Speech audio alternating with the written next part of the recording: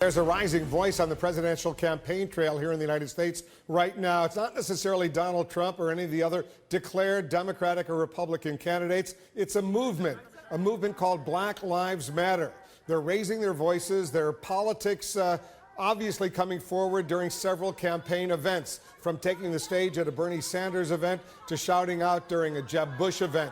And last week, members had a face-to-face meeting with Hillary Clinton after an event in New Hampshire. They wanted an answer from Hillary Clinton about crime legislation passed during the Bill Clinton administration and her support for it. Black Lives Matter shot video of the meeting. Good Magazine obtained that video. I want you to listen to some of the backstage exchange with Hillary Clinton. What in your heart has changed that's going to change the direction of this country? Like, what in you, like, not your platform, not what you're supposed to say. Like, how do you actually feel that's different than you did before? Like, what were the mistakes? And how can those mistakes that you made be lessons for all of America? There has to be a reckoning. I agree with that. But I also think there has to be some positive vision and plan that you can move people toward. I mean, once you say, you know, this country has still not recovered from its original sin, which is true. Once you say that, then the next question by people who are on the sidelines, which is the vast majority of Americans, the next question is, well, so what do you want me to do about it? What am I supposed to do about it?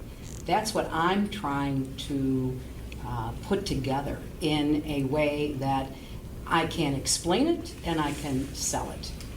Because in politics, if you can't explain it and you can't sell it, it stays on the shelf. All I'm saying is your analysis is totally fair. It's historically fair, it's psychologically fair, it's economically fair. But you're going to have to come together as a movement and say, here's what we want done about it. Because you can get lip service from as many white people as you can hack into Yankee Stadium and a million more like it, who are going to say, oh, we get it, we're going to be nicer, okay? That's not enough. There's not much that we can do to stop the violence against us. Well, if that is a conversation that I push back. I understand what you're saying. Also respectfully. Yeah. Well, respectfully, if that is your position, then I will talk only to white people about how we are going to deal with the very real problems. That's not what I mean. That's not what I mean. No. But like what I'm saying is, what you just said was a form of victim blaming, right? You were saying that what the Black Lives Matter movement needs to do to change white hearts is no, I'm not talking about. Look, I don't believe you change hearts. I believe you change laws, you change allocation of resources, you change the way systems operate. You're not going to change every heart. You're not.